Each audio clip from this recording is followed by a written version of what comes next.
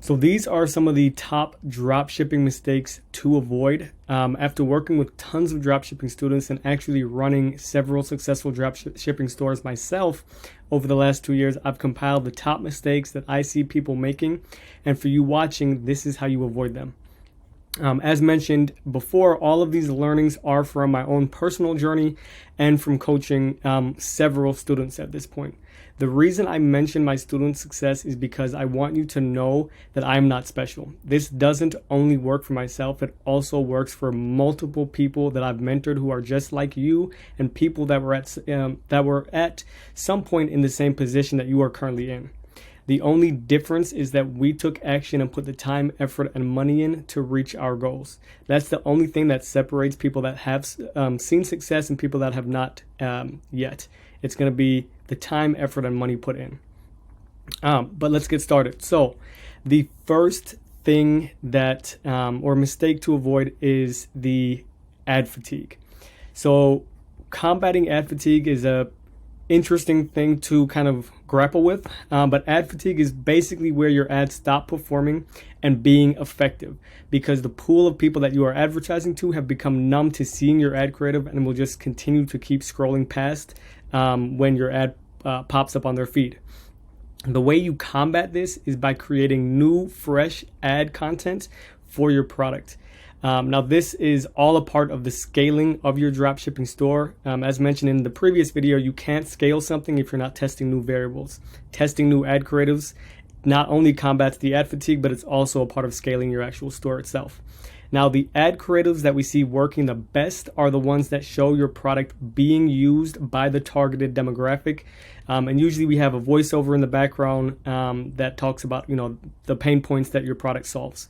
Those are the ones by far that outperform all of the rest of the, ad creative formulas or ways that you can make them. Now, right here, you're going to see the analytics for one of my first dropshipping product stores. And what you'll see is the dip right here was caused by ad fatigue. Now, the unfortunate part was the main product ended up dying out because the ad fatigue was so severe in this case. Just to add a little bit of context, I was running the product with these same ad creatives for over 6 months. Now, in the paid ads world, that is insane. So that goes to show that that product was a super winner, but the issue was people were just seeing the product over and over again in the same ad creatives. So usually within the 2.5 month mark is when you want to start creating and testing new ad creatives, and that's usually what I recommend for the people that I work with. That's when you should start testing. But luckily, because I understood the skill of drop shipping, I was able to identify additional winning products, and you'll see the graph rebound. So luckily, I will say, because I took the time and effort to learn this skill of finding winning products. So that helped me in this situation. The second mistake that I see people kind of falling into is not negotiating the supplier cost. So once you begin to start scaling your dropshipping product, and more importantly, you've identified that this is an undeniable winning product, you can reach out to your supplier and negotiate a reduction in price because of your order volume. Now, generally speaking, you need to be doing consistently 30 to 50 orders per day before you can effectively negotiate prices. If your supplier doesn't want to continue doing business with you for a lower price, that is their loss. At the end of the day, your business funds their business. So you can reach out to other trusted suppliers and tell them, hey, I'm looking at switching from my current supplier. They are charging me, X amount of money for this product, and I'm doing X number of orders consistently per day. What is the best price considering my order volume? That is literally what I have my students text the other suppliers that we work with. And you can do this with multiple suppliers and then decide which is the best route to proceed with, depending on what price they give you. So now, if you have me as a mentor, as I mentioned, I already have multiple trusted vetted suppliers that have done literally hundreds of thousands of orders with me, and that I will put you in touch with that. And this will make your job easier when negotiating supplier cost, because all you have to do is now pick the lowest price supplier. For people that are not working with me, it's going to be a little bit harder, because you're going to have to make sure that you're switching to a trusted supplier and not just anybody, because picking the wrong supplier could severely stunt your business. But what I'm going to show right down here is this is exactly what my student Carlin did to scale his store from roughly 15% margins to over 20% to 22% profit margins. Now, by doing this, he was able to reduce each order by $1.30 per order. And when doing this at scale, you can see how this adds up. So this right here is from my Instagram story highlights. It's all on my Instagram. I post student successes and student results as we receive them. So this was his right here. And then we also did post a full-length case study with me and him, and we talk about a ton of really important, not only drop shipping, but just general business related things. So I would definitely recommend you guys to check that out at some point.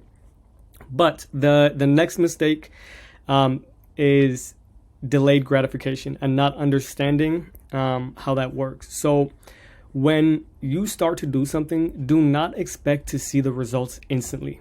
Everything that you do will have a delayed effect. So for example, if you are seeing success with something and you become complacent, your business won't just instantly collapse. However, it will over the next few weeks, and when things start to slip, they fall fast, right? So even, you can take it at both ends of the spectrum. If you're not having success and you don't put the work in, don't expect to see the results, right? And don't expect to see them instantly, right? It's all a delayed a result. And same thing when you are already seeing success. If you start to become complacent, your business won't just fall apart within a day or two. It's going to take time, but it will. And that's something that is like a $1 million mindset. Understanding delayed gratification and how to use that to your advantage. You have to be okay with putting in the work and not getting instant results. Drop shipping is, one of the fastest turnaround businesses. However, it is still a business, and it takes time to learn the skill and to see the result. Now, if you consistently work and follow the right strategy day after day, all of your work will culminate to you seeing your desired outcome. When you give something 100% day after day, it is impossible to not see some form of result. Now, right down here, this is another student that I'm working with. He wished to stay anonymous. I did ask him before the recording, and he didn't want his name to be put out there. But he came to me and said that this is before working together. He came to me and said that he has been trying to find success on his own for over a year. And the more I spoke with him, the more I realized that he had shiny object syndrome, which is something that a lot of people in the drop shipping industry face. But it's basically where as soon as he tried something and didn't see the instant result, he switched to something else that looked more appealing. And I told him this. I told him face to face, like, hey, this is, I think, the problem that you're facing. And it was a self-reflection moment for him. But we did start working together, and within 2 months after following one strategy, staying consistent and not jumping around to other things, he found his success. So again, this is another story highlight that I literally just screenshotted from my story highlights. But he joined 2 months ago, as I mentioned. He's now at $1,000 per day in revenue. And what you're going to see down here is he even called it out. He said, look, bro, everything you said has worked out. And as far as scaling down, I'm not going to obviously give away the product, so I'm not going to say what that said. But as far as scaling down that product, scaling it back up, turning on certain things, and he clearly states that he's made $450 a day and $1,700 profit in the last 4 days. Now this is such a great example because he tried to do something for a year straight, and didn't see any sort of results. But it was because he was just jumping around. He wasn't staying focused on one strategy, on one thing.